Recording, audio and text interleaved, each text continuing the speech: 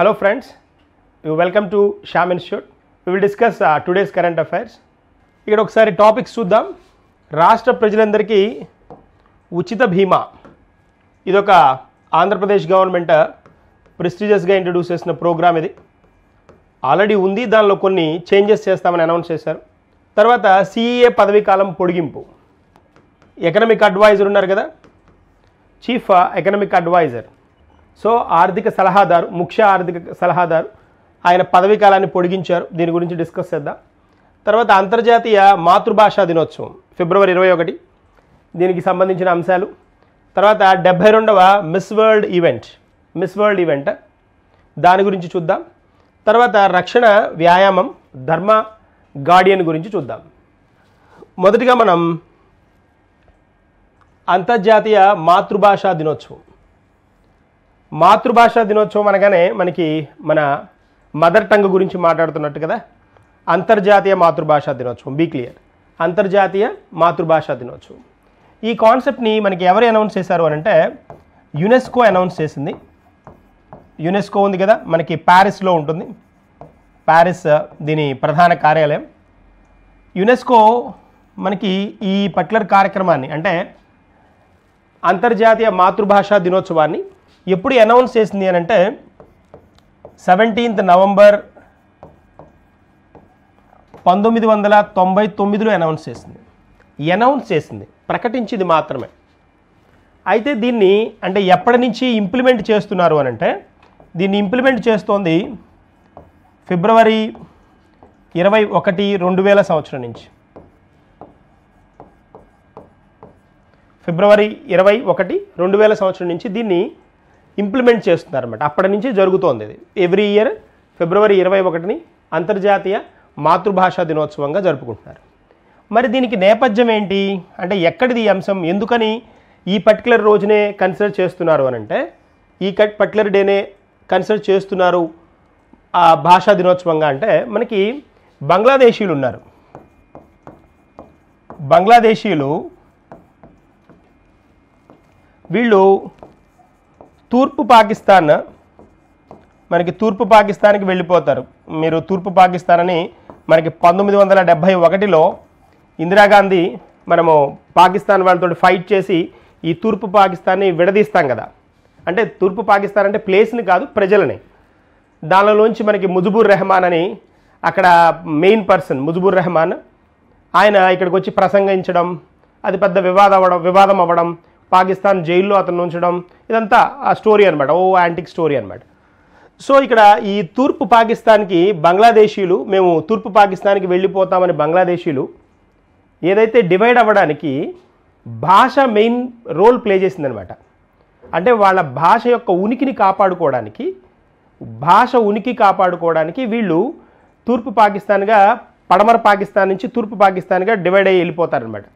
ఆ తూర్పు పాకిస్తాన్నే బంగ్లాదేశ్ అని పేరు ఇవ్వడం జరుగుతుంది. తర్వాత దీనిలో ముఖ్య పాత్ర పోషించిన వాళ్ళలో మనకి ఇందిరాగాంధీ ముఖ్య పాత్ర పోషిస్తారు. అంటే వీళ్ళ డివైడ్ అవ్వడానికి ముఖ్యమైన పాత్ర ఇందిరాగాంధీది అనమాట. 1971లో ఆవిడే కదా ప్రధానమంత్రి ఆ టైంలో.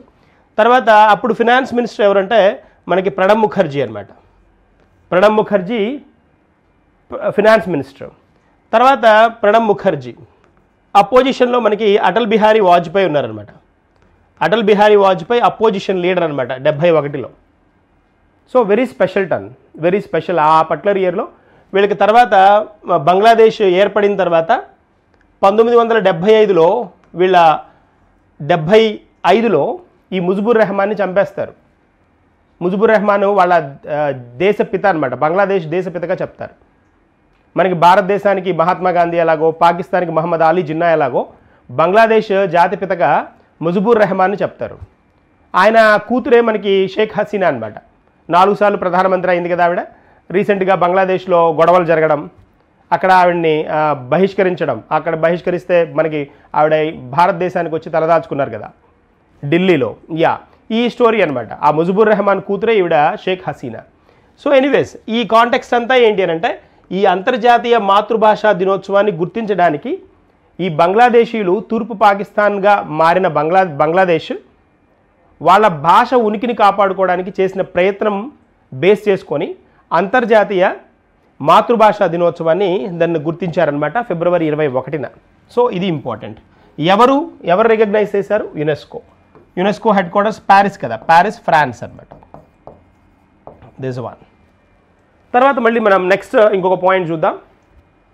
ఎస్, ఇక్కడ కనిపిస్తున్నారు కదా, ఈయన మన అనంత నాగేశ్వరన్ అనమాట. అనంత నాగేశ్వరన్ భారతదేశానికి ఇప్పుడు మనకి సిఈఏ అనమాట,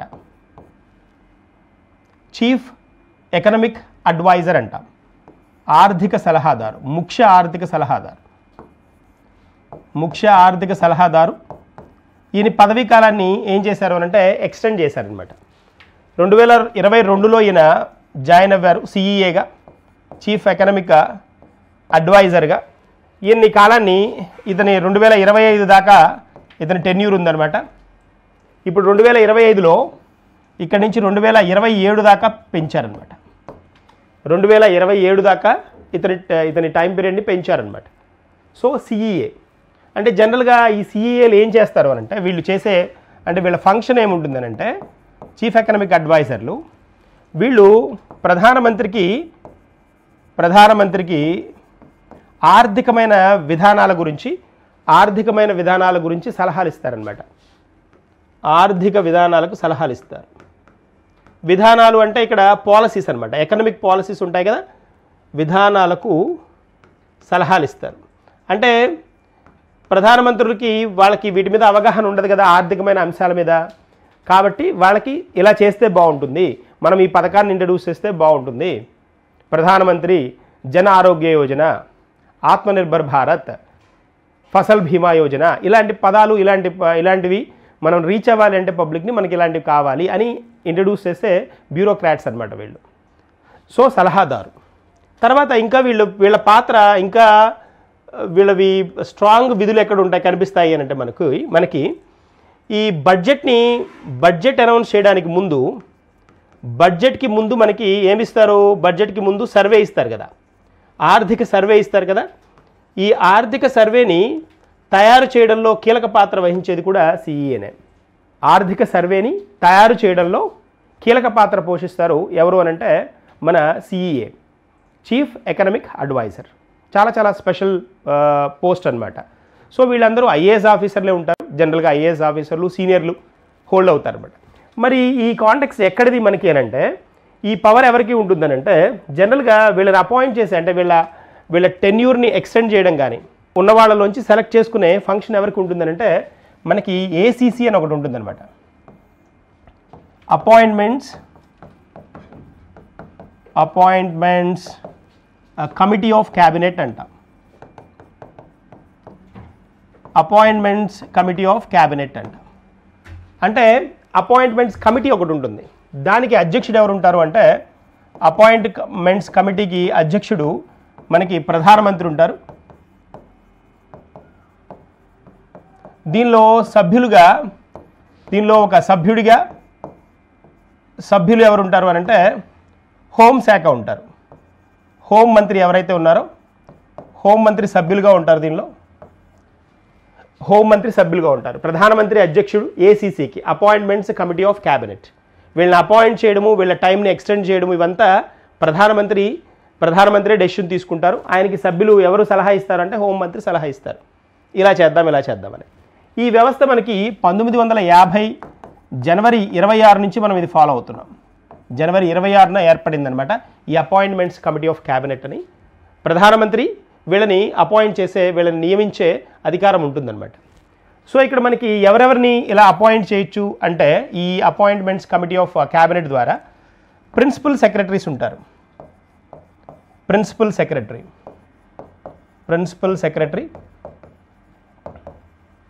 చీఫ్ ప్రిన్సిపల్ సెక్రటరీస్ ఉంటారు. ప్రిన్సిపల్ సెక్రటరీ, చీఫ్, ముఖ్య వీళ్ళు ఉంటారు. తర్వాత సిఎస్లు ఉంటారు. సిఎస్లు చీఫ్ సెక్రటరీ అంట, చీఫ్ సెక్రటరీలు ఉంటారు. తర్వాత వీళ్ళతో పాటు మనకి సిడిఎస్లు ఉంటారు. సిడిఎస్ అంటే మనకి చీఫ్ డిఫెన్స్ స్టాఫ్ అని ఉంటారు. చీఫ్ డిఫెన్స్ స్టాఫ్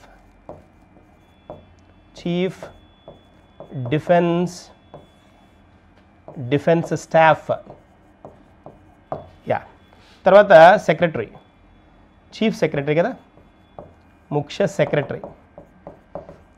వీళ్ళని అపాయింట్ చేయడానికి ఏసీసీ ఉంటుంది. ఏసీసీ అధ్యక్షుడు ప్రధానమంత్రి. చాలాసార్లు అడిగిన క్వశ్చన్ ఇది, important one. Appointments committee of క్యాబినెట్కి ఎవరు హెడ్ ఉంటారంటే ఖచ్చితంగా ప్రధానమంత్రి. సభ్యులుగా ఎవరు ఉంటారు? హోంమంత్రి. ఎవరెవరి అపాయింట్మెంట్ చేయొచ్చు? ప్రిన్సిపల్ సెక్రటరీస్ కానీ, చీఫ్ ప్రిన్సిపల్ సెక్రటరీస్ కానీ, అదే చీఫ్ సెక్రటరీస్ కానీ, లేకపోతే సిడిఎస్. ఇది చాలా చాలా చాలా ఇంపార్టెంట్ వన్. అది చీఫ్ డిఫెన్స్ స్టాఫ్ ఉంటారు కదా, చీఫ్ డిఫెన్స్ స్టాఫ్. అలాంటి వాళ్ళని అపాయింట్ చేయడానికి. తర్వాత మనకి చీఫ్ డిఫెన్స్ అడ్వైజర్స్ కూడా ఉంటారు. చీఫ్ సెక్యూరిటీ అడ్వైజర్ అంటే ముఖ్య భద్రతా సలహాదారులు ఉంటారు. అలాంటి వాళ్ళని అపాయింట్ చేసేది కూడా వీళ్ళ చేతిలో ఉంటుందన్నమాట. చీఫ్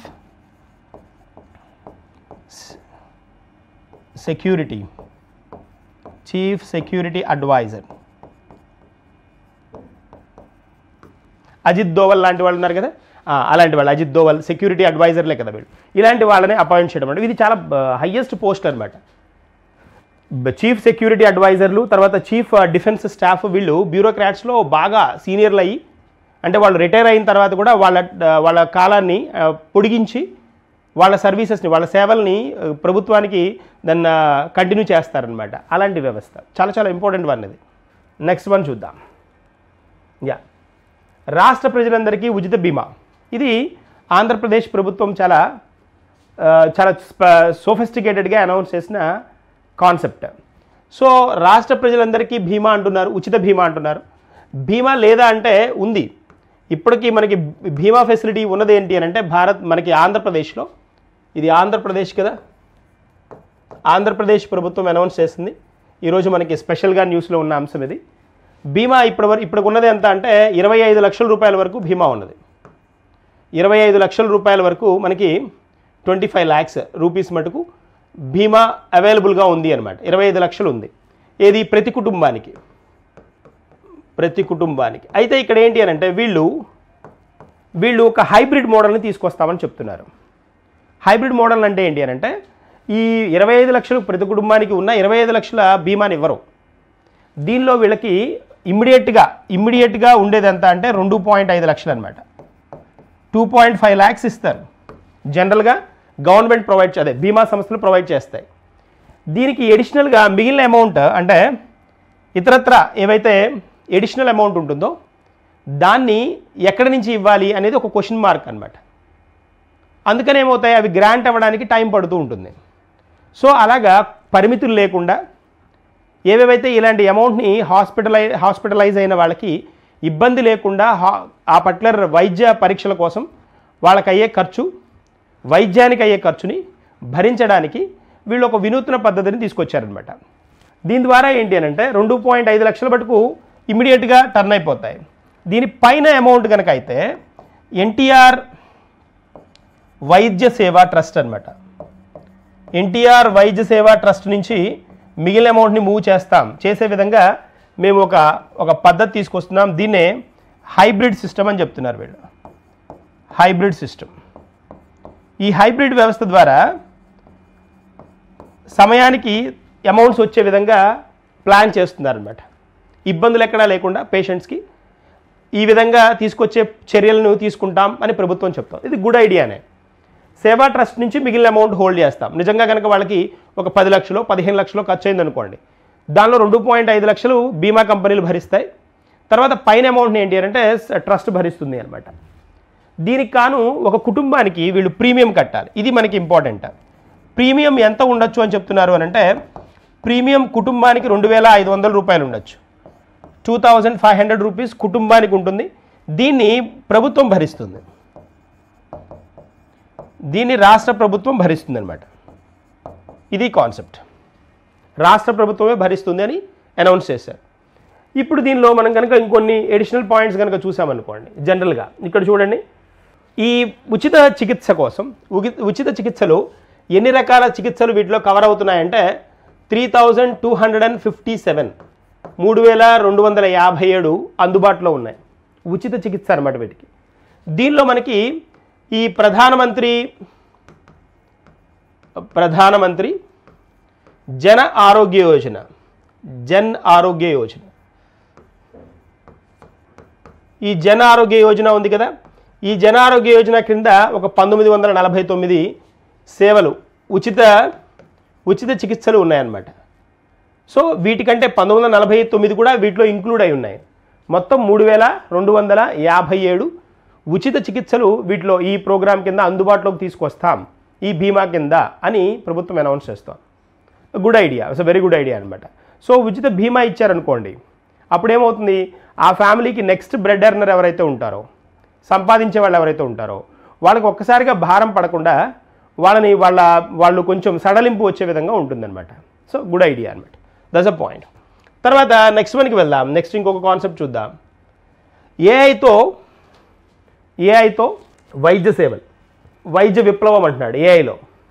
ఇక్కడ చూస్తే మనకి అన్ని రంగాల్లో ఆర్టిఫిషియల్ ఇంటెలిజెన్స్, కృత్రిమ మేధస్సు యొక్క దీని జాడలు పెరుగుతున్నాయి. అంటే ఇది బాగా విప్లవాత్మకంగా వెళ్తోంది ఆర్టిఫిషియల్ ఇంటెలిజెన్స్ మనం కనుక అబ్జర్వ్ చేస్తే. వైద్య సేవలకు కూడా అంటే ఇది పరిమితం కాకుండా అంటే దీనికి ఓన్లీ వైద్య సేవలకి లేదు అన్న కాన్సెప్ట్ లేదు. మనకి సాంకేతికత, ఈ కృత్రిమ మేధ లాంటి అడ్వాన్స్డ్ మెకానిజమ్స్ వైద్య రంగంలో కూడా ఉన్నాయి. ఎంత దూరం వెళ్ళాయి అంటే ఈ ఆర్టిఫిషియల్ ఇంటెలిజెన్స్ ఉపయోగిస్తున్న వేస్ అంటే తక్కువ టైంలోనే చాలా పర్ఫెక్ట్ రిజల్ట్స్ని ఇస్తుంది అని మనకి ఏఐజీ హాస్పిటల్స్ చీఫ్ హెడ్ ఉన్నారు కదా, ఆయన నాగేశ్వర్ రెడ్డి కదా, ఆయన అనౌన్స్ చేశారనమాట. ఈ వి నాగేశ్వర్ రెడ్డి మనకు తెలుసు, చాలా ఫేమస్.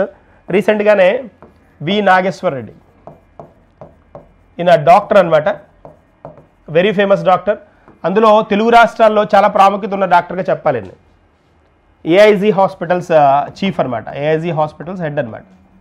ఈయన స్పెషాలిటీ ఏంటి అని అంటే, పద్మ అవార్డ్స్ ఏవైతే ఉన్నాయో, పద్మ అవార్డులు, ఈ పద్మ అవార్డులు అంటే పద్మ అవార్డ్స్ అంటే పద్మశ్రీ కానీ, పద్మశ్రీ, పద్మభూషణ్, తర్వాత విభూషణ్ కదా, పద్మ విభూషణ్, ఈ మూడింటినే పద్మ అవార్డ్స్ అంటాం కదా. ఈ మూడు అవార్డులు వచ్చిన ఏకైక తెలుగు డాక్టర్ ఇతనే. ఈ 3 అవార్డులు వచ్చిన ఏకైక తెలుగు డాక్టర్ ఇతనే. పద్మశ్రీ 2002లో వచ్చింది ఇతనికి, 2016లో పద్మభూషణ్, రీసెంట్గానే 2025 సంవత్సరానికి ఇతనికి పద్మ విభూషణ్ వచ్చింది. స్పెషల్ పర్సన్ ఆయన. ఈ కృత్రిమ మేధ గురించి మాట్లాడుతూ కొన్ని స్పెషల్ థింగ్స్ చెప్పారు.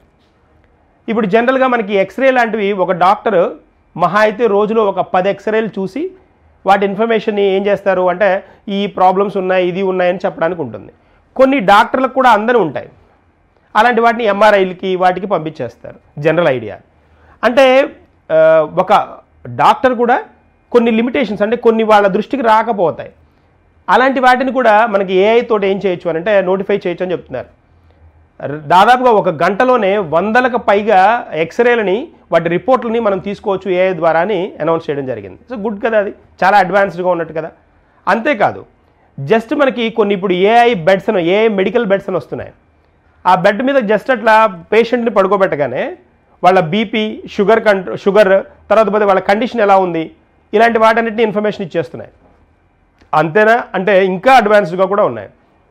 ఇంకా అడ్వాన్స్ పార్ట్ మనం ఏం చెప్పచ్చు అంటే, ఏమైనా చిన్న చిన్న కణతలు కానీ ఏదైనా మచ్చ కనుక బాడీ మీద ఉంటే అవి కొన్ని రోజుల తర్వాత క్యాన్సర్ అనో ఇంకోటనో ఐడెంటిఫై చేస్తారు తర్వాత. కానీ బాడీ చెకప్ చేసినప్పుడు డాక్టర్ నార్మల్గానే ఉంది, ఎలాంటి ప్రాబ్లమ్స్ లేవు అన్న చెప్పిన తర్వాత కూడా ఆర్టిఫిషియల్ ఇంటెలిజెన్స్ని ఉపయోగించి ఆ మచ్చ గురించిన తాలూకు అంశాలని టర్న్ చేస్తే ఎన్ని సంవత్సరాల్లో ఇది క్యాన్సర్గా మారచ్చు అలాంటి విషయాన్ని కూడా చెప్తుంది. లివర్ ఫ్యాట్కి రిలేటెడ్గా చికిత్స కూడా అంటే లివర్ ఫ్యాట్ ఇప్పుడు ఏ స్థాయిలో ఉంది, 4 సంవత్సరాల తర్వాత, 3 సంవత్సరాల తర్వాత, 2 సంవత్సరాల తర్వాత ఇది ఎలా మారచ్చు, మధుమేహం ఇంకెన్ని సంవత్సరాల్లో రావచ్చు అని రక్త పరీక్షల ద్వారా కూడా ఏఐ ద్వారా మనం తెలుసుకోవచ్చు. ఇంకెన్ని సంవత్సరాల్లో మధుమేహం రావచ్చు అని కూడా. ఇప్పుడు మధుమేహం వస్తేనే కదా తెలుసుకుంటారు, అలా కాకుండా ఇంకా ఎన్ని సంవత్సరాల్లో మధుమేహం రావడానికి స్కోప్ ఉందని కూడా తెలుసుకోవచ్చు ఆర్టిఫిషియల్ ఇంటెలిజెన్స్ ద్వారా అని తెలియజేయడం జరిగింది. వెరీ స్పెషల్ కదా, వెరీ స్పెషల్. దీనిలో కొన్ని అడ్వాన్స్మెంట్స్ చూద్దాం. అంటే మెడికల్ మిరాకిల్స్ ఉంటాయి కదా కొన్ని. ఇక్కడ చూడండి, రోబోట్స్ని ఉపయోగించేసి ఫుడ్ అసిస్టెంట్స్ అనమాట, రోబో అసిస్టెంట్స్ నడుస్తాం మెడికల్ యాక్టివిటీస్లో. అంటే మీకు మెడికల్ రిలేటెడ్గా డాక్టర్స్కి కావాల్సిన అన్ని అంశాల్లో అన్ని యాక్టివిటీస్ అంటే మెడిసిన్స్ ఏవేవి అవైలబుల్గా ఉన్నాయి, ఎంత స్టాక్ ఉంది, వాటికి రిలేటెడ్ ఇన్ఫర్మేషన్. తర్వాత ఇలాంటి ప్రాబ్లమ్స్ వచ్చినప్పుడు ఏ ఏ మెడిసిన్స్ని ప్రిస్క్రైబ్ చేయొచ్చు, ఆ ప్రిస్క్రిప్షన్లో కూడా మళ్ళీ ప్రిస్క్రిప్షన్లో కూడా డాక్టర్ పేషెంట్తో మాట్లాడుతున్నప్పుడే కుశల ప్రశ్నలు కాకుండా మందుల గురించి ఏవైతే మాట్లాడతారో వాటి ఇన్ఫర్మేషన్ అంతా అది గ్యాదర్ చేసేస్తుంది. దానికోసమని ప్రిజమ్ అనే ఆర్టిఫిషియల్ ఇంటెలిజెన్స్ మెకానిజంని వాడుతున్నారు, ప్రిజమ్ అనమాట. తర్వాత రోబోట్స్ అసిస్టెన్స్ ఇవ్వడం పేషెంట్స్కి. కొన్ని దీర్ఘకాలికంగా అంటే క్రానిక్ డిసీజెస్ ఉన్న పేషెంట్స్ ఎవరన్నా ఉంటే, దీర్ఘకాలిక జబ్బులే ఉన్న వాళ్ళు ఎవరన్నా ఉంటే వాళ్ళకి రిలేటెడ్గా మీరా అనే ఒక అసిస్టెన్స్ తోటి ఏంటి అని అంటే అది కంప్లీట్గా వాళ్ళకి ఏ ఏ ప్రాబ్లమ్స్ ఉన్నాయి ఏంటి వాటిని ఎలా హోల్డ్ చేసుకోవాలనే ఇన్ఫర్మేషన్ని టర్న్ చేస్తాం. ఇలాంటి టెక్నాలజీస్ మనకి అవైలబుల్గా ఉన్నాయి మెడికల్కి రిలేటెడ్గా. వాటిల్లో మనం చెప్పుకోదగ్గది ఏంటి అని అంటే ఇప్పుడున్న వాటిల్లో ఏఐ మెడికల్ బెడ్ ఇదొకటి, తర్వాత ప్రిజమ్ ఒకటి, తర్వాత మీరా. చాలా టెక్నాలజీస్ ఉన్నాయి, చాలా అడ్వాన్స్డ్ ఆర్టిఫిషియల్ ఇంటెలిజెన్స్ సపోర్ట్ ఉన్నాయి. వాటిలో ఈ మెడికల్ బెడ్ వచ్చేటప్పటికి మనకి ఆల్ టైప్స్ ఆఫ్ టెస్ట్, ఆ బెడ్ మీద పడుకోగానే పేషెంట్కి రిలేటెడ్గా ఆల్ టెస్ట్ అనమాట.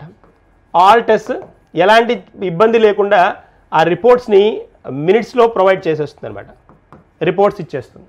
ఇది వచ్చేటప్పటికి ప్రిజమ్ వచ్చేటప్పటికి ఈ ప్రిస్క్రిప్షన్ ఉంటుంది కదా, ఈ prescription recorded intelligent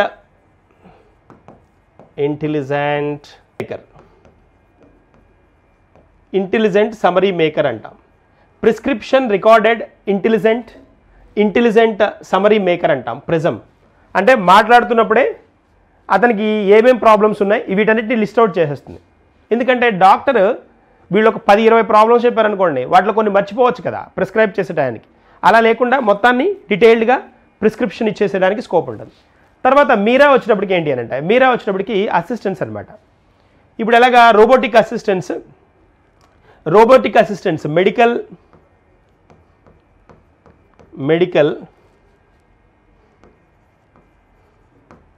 intelligent robotic assistance అంటాం.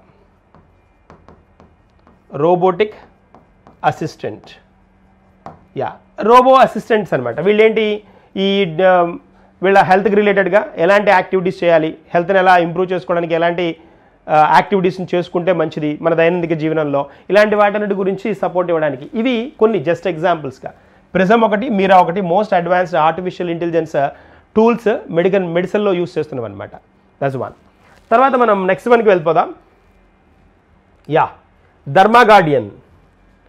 ఈ ధర్మాగార్డియన్ 6th ఎడిషన్ రీసెంట్గా అనౌన్స్ చేశారంటే ఇది మనకి జరిగేది 2025లో జరుగుతుంది ధర్మాగార్డియన్. ఇది జనరల్గా ఏంటి అంటే ఆర్మీ ఎక్సర్సైజ్. ఎన్నో ఎడిషన్ అంటే 6th ఎడిషన్ అనమాట. ఇది 6వ ఎడిషన్ 2025 మనకి ఎక్కడ జరగబోతోంది అంటే మౌంట్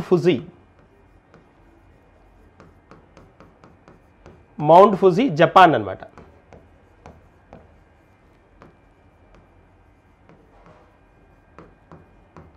మౌంట్ ఫుజీ జపాన్లో జరగబోతాం 2025. ఇది 6th ఎడిషన్ అనమాట. 2024 ఎక్కడ జరిగింది అని అంటే 2024 మనకి ఇండియాలో జరిగింది అనమాట. ఇండియాలో రాజస్థాన్లో జరిగింది. ఇండియాలో రాజస్థాన్లో జరిగింది 2024 ధర్మాగార్డియన్. ఏ ఏ దేశాల మధ్య జరుగుతుంది తెలియాలి కదా. ఇండియా అండ్ జపాన్, ఇండియా మరియు జపాన్ల మధ్య జరిగే ఆర్మీ ఎక్సర్సైజ్ అనమాట. ఆర్మీ వ్యాయామం, ఆర్మీకి చెందిన ఎక్సర్సైజ్గా చెప్పుకుంటాం దీన్ని. 6th edition 2025. 5th ఎడిషన్ వచ్చినప్పటికీ ఇండియా రాజస్థాన్లో జరిగింది. ఇది మౌంట్ ఫుజీ జపాన్లో జరిగిందనమాట. జపాన్లో జరుగుతుంది అనమాట. జరగలేదు, జరగబోతోంది. Feb 25 నుంచి March 2 వరకు జరుగుతుంది. Feb 25 నుంచి March 2 వరకు జరగబోతోంది. ఇది 2025కి గాను. లాస్ట్ ఇయర్ ఇది ఇండియా రాజస్థాన్లో జరిగింది. That is a point. 6th edition. తర్వాత ఇక్కడ మనము ఇంకొన్ని చూడాలి. ధర్మాగార్డియన్ ఇండియా జపాన్ల మధ్య ఉన్న ధర్మాగార్డియన్ కదా, గార్డియన్,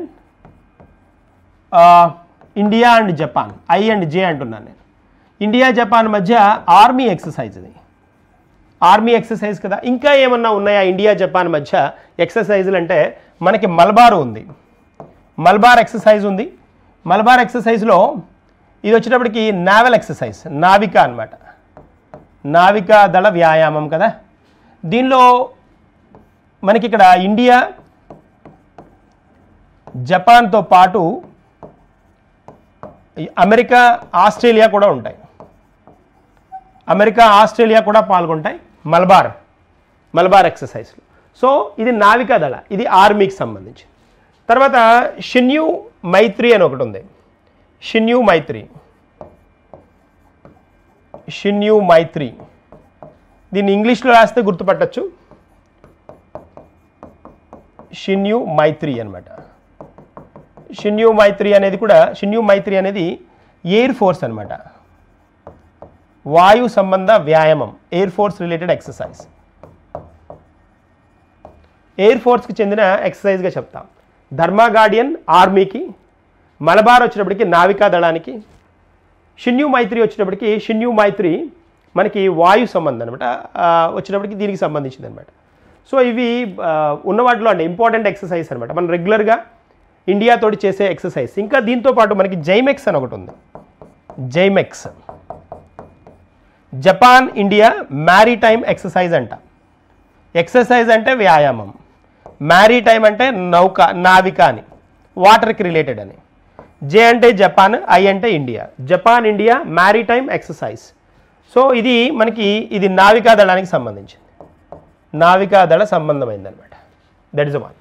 ఇవి మనకి జపాన్కి ఇండియాకి మధ్య ఉన్న డిఫరెంట్ వ్యాయామాలు, ఎక్సర్సైజ్. తర్వాత నెక్స్ట్ వన్కి వెళ్దాం. మైక్రోసాఫ్ట్ కొత్త క్వాంటమ్ చిప్. ఈ క్వాంటమ్ చిప్లు స్పెషాలిటీ చాలా స్పెషల్. క్వాంటమ్ చిప్స్ ఎందుకు వాడతారంటే జనరల్గా ఈ ప్రాసెసర్లో ఈ కంప్యూటర్ ఫాస్ట్గా క్యాలిక్యులేషన్స్ చేయడానికి, మల్టీ టాస్కింగ్ ఫాస్ట్గా చేయడానికి, అంటే ఎక్కువ పనులను ఒకేసారి చేయడానికి, తర్వాత క్యాలిక్యులేషన్ కోసం.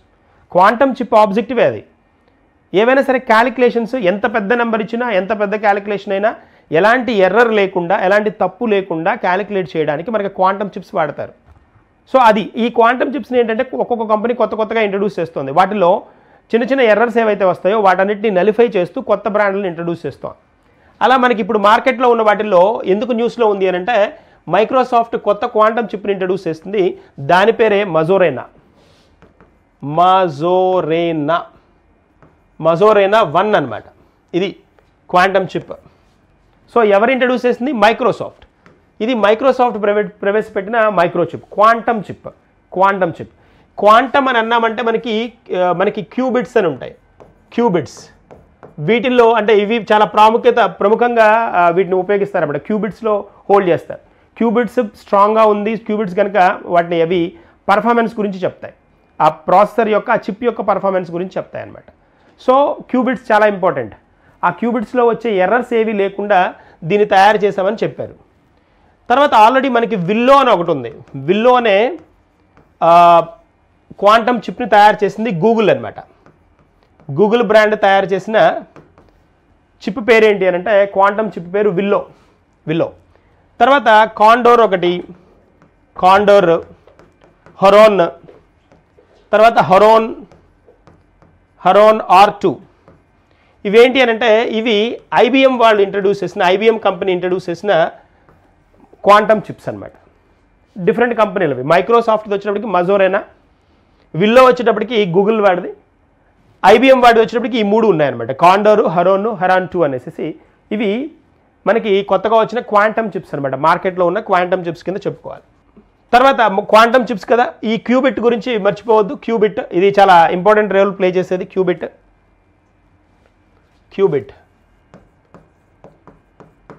క్యూబిట్ అనేది దేనిలో వాడతారు ఈ పదాన్ని అంటాడు, క్వాంటమ్ కంప్యూటింగ్లో వాడతాం. క్యాలిక్యులేషన్స్కి చిప్స్ ప్రాసెసర్లో క్యాలిక్యులేషన్స్ స్పీడ్గా టర్న్ అవ్వాలి అని అంటే ఈ క్యూబిట్స్లోనే హోల్డ్ చేస్తారు. That's one. తర్వాత నెక్స్ట్ వన్కి వెళ్దాం. 72వ మిస్ వరల్డ్ ఈవెంట్. మనకి ఇది 2025 మేలో జరగబోతుంది అనమాట. 2025 మేలో జరగబోతున్న ఈవెంట్ ఇది. మరి ముందుగానే ఎందుకు టర్న్ చేస్తున్నాం? 72వది. చాలా చాలా ఇంపార్టెంట్. ఈ క్వశ్చన్ కన్ఫామ్గా అడిగి తీరతాడు. సో అడగకపోతే క్వశ్చన్లు ప్రిపేర్ చేయడం తెలియనట్టే అనమాట, అంత స్ట్రాంగ్ క్వశ్చన్. ఎందుకు అని అంటే 72వ ఈవెంట్ మిస్ వరల్డ్ ఈవెంట్ 2025ది భారతదేశంలో జరగబోతోంది. అందులో ఒక తెలుగు రాష్ట్రంలో జరగబోతోంది.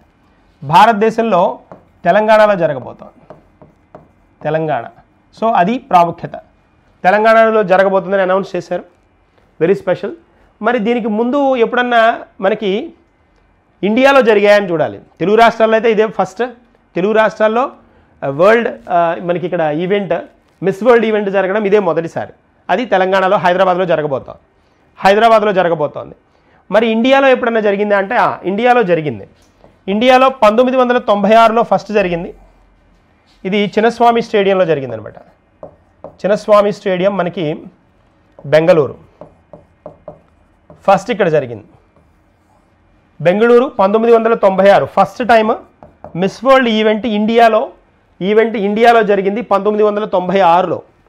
సెకండ్ టైం అంటే రెండవది ఎప్పుడు అని అంటే సెకండ్ది మనకి 2024లో జరిగింది. 2024లో ముంబైలో జరిగింది. ముంబై. ఇప్పుడు మూడవది 2025లో మనకి తెలంగాణ హైదరాబాద్లో జరగబోతోంది. ఈవిడ మిస్ వరల్డ్ మనకి కనిపిస్తున్నారు. మనకి ఐశ్వర్య రాయ్ ఇక్కడ కనిపిస్తున్నారు కదా. ఈవిడ మిస్ వరల్డ్ ఎప్పుడు అంటే 1994లో మిస్ వరల్డ్. ఈవిడ 1994 మిస్ వరల్డ్.